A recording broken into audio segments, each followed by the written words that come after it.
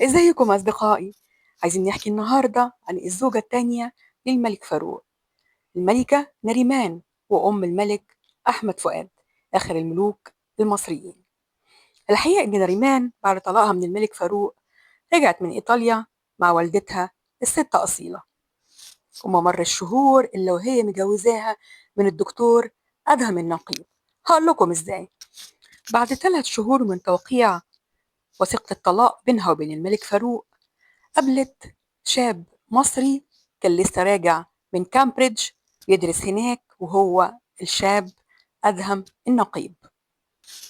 أدهم النقيب كان بيدرس الطب ورجع مصر وحب يعيش هناك ويشتغل كمان طبيب في الإسكندرية، إن هو أصلا من اسكندرية. قابل الملكة نريمان وعرض عليها الجواز 3 شهور بس من طلاقها من الملك فاروق، وكانت متجوزة من الطبيب أدهم النقيب. قالت في مذكراتها إن هي رأت إن الحياة بتديها فرصة تانية عشان تبتدي حياتها من أول وجديد بعد المرحلة الصعبة اللي كانت في حياتها.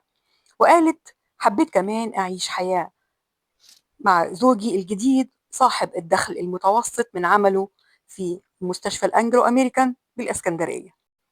نريمان كان عندها وقتها بس 23 سنة، يعني جواز وخلفة وطلاق وجواز تاني وعندها بس 23 سنة.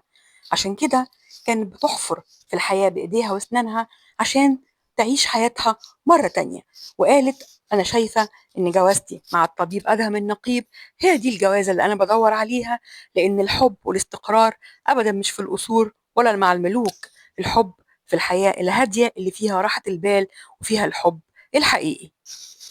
الدكتور أدهم النقيب كان بيحترم الملكة نريمان، وكان عارف كويس قوي إن هو كان متجوز ملكة مصر وكمان أم الملك، عشان كده كان بيقدرها جدا. كمان وسائل الإعلام كانت طول الوقت بتتكلم عن زيجتها من أدهم النقيب، والزيجة دي حظت باهتمام كبير قوي من الشارع المصري وكل وسائل الإعلام. ما مرش فترة إلا وأنجبت الملكة نريمان من الدكتور أدهم النقيب ولد، وأطلقت عليه اسم أكرم.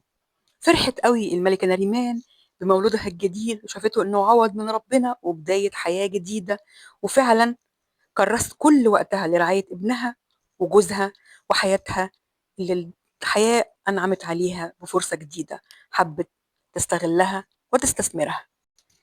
لكن طبعا زي ما احنا عارفين إن الحياة دايما ظلمة ومش وردية أبدا، عشان حصل خلافات بين أدهم النقيب والملكة نريمان، خلافات كبيرة قوي. ما قدروش أبدا يوصلوا لقاعدة ولا إن هم يحلوا مشاكلهم بطريقة فيها يسر، في طريقة فيها تفاهم. لكن المشاكل اتصاعدت بينهم جدا لدرجة إن نريمان طلبت الطلاق للأسف للمرة التانية وأصرت عليه، وأدهم النقيب رفض.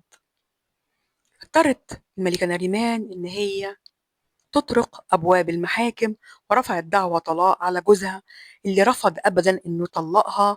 واتدخلت الأم الست أصيلة، لكن هو رفض يسمع كلام والدتها وقال إن كلامه بس مع نريمان مراته، وإنك أنت مالكيش دخل، ده أنت سبب كل المشكلات وأنت اللي صعدتي الأمور بينا. الخلافات احتدت بينهم جدا، ورفض أي محاولة للصلح، ورفض إن هو يدخل أي حد بينهم. ولكن للأسف لما لقى إن الأمور محتدمة ومفيش فرصة أبدا للصلح وإصرار نيمان على الطلاق، اضطر إنه يطلقها بعد 10 سنين من الجواز. أما ابنها أدهم واللي أصبح بعد كده محامي شهير في الإسكندرية، فحكى في إحدى اللقاءات وقال إن والده حكى له قصة كاملة، قصة جوازه من والدته، وقال إن والدي قابل أمي بالصدفة، صدفة بحتة، وكانت جوازة عادية جدا. قال إن جده لوالده كان أحمد باشا النقيب، وده كان طبيب الملك فاروق وطبيب العيلة الملكة. معنى كده إن هو كان بيتردد طول الوقت على القصر الملكي، وشاف قبل كده طبعا الملكة فريدة وبعد منها الملكة نريمان. وبعدين الجد كان عنده بنت دايما بتكون وياه لما بيروح القصر الملكي، كانت في سن الملكة نريمان واتصاحبت عليها. كانت البنت اسمها عقيلة النقيب. ضربت صحوبية مع الملكة نريمان زي ما قلنا اللي كانت في نفس سنها، لدرجة إن حتى بعد ما تم الطلاق من فاروق وسافرت إيطاليا وبعد كده رجعت، حاولت تدور على كل أصدقائها اللي كانوا بتحبهم قبل ما تسافر مع فاروق إيطاليا، ومن ضمنهم عقيلة النقيب.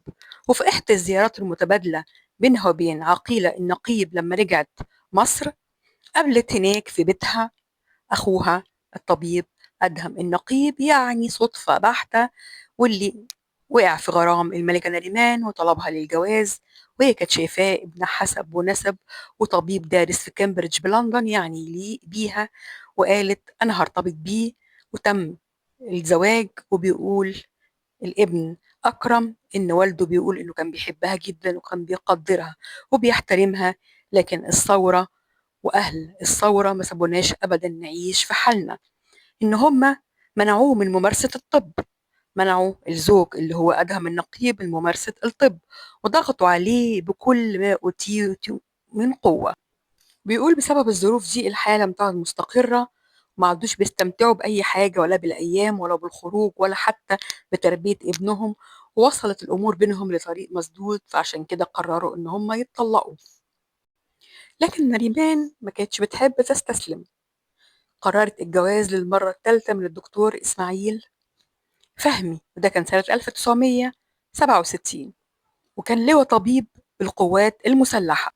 اتخرج من كلية الطب سنة 1957 وحصل على الماجستير والدكتوراه، وآخر منصب حصل عليه هو نائب مدير إدارة الخدمات الطبية بالقوات المسلحة، وأحيل للتقاعد سنة 1989. وفضلت نريمان على ذمته وكملت معاه الحياة لغاية وفاتها سنة 2005. وقررت نريمان لما اتجوزته إن الزيجة دي هتكون بعيدة تماما عن أعين الصحافة والإعلام عشان محدش يعرف عنها أي حاجة. وبالرغم إنها في الزيجة اللي قبليها اللي هي بالدكتور أدهم النقيب كانت بتسكن في فيلا النقيب في الإسكندرية، إلا إنها المرة دي عاشت في شقة في مصر الجديدة بعيد عن القصور وعن الفلل. بس للأسف صحتها ما كانتش أحسن حاجة، بدأت صحتها تتدهور من وقت للتاني سنة بعد سنة، لدرجة إن الأطباء نصحوها إنها ما ينفعش تخلف حفاظا على صحتها. الدكتور إسماعيل فهمي كان بيحبها وقرر يتنازل عن حلم الأبوة عشان خاطر يكمل معاها الحياة، وفعلا ده اللي حصل. فضلوا عايشين مع بعض لغاية آخر يوم في عمرها سنة 2005، وتوفت نريمان عن عمر 72 سنة. عاشت حياة غريبة، حياة مليانة تفاصيل لا يتحملها عقل، قصور، ملوك، طلاق، جواز، مرض، وفاة، ودي النهاية الطبيعية لينا كلنا كبشر. دي كانت حكاية الملكة نريمان، آخر ملكات مصر. وأنا أختكم همسة، ودي قناتي، فضلكم ادعموني باللايك اشتراك في القناة. شكرا جزيلا.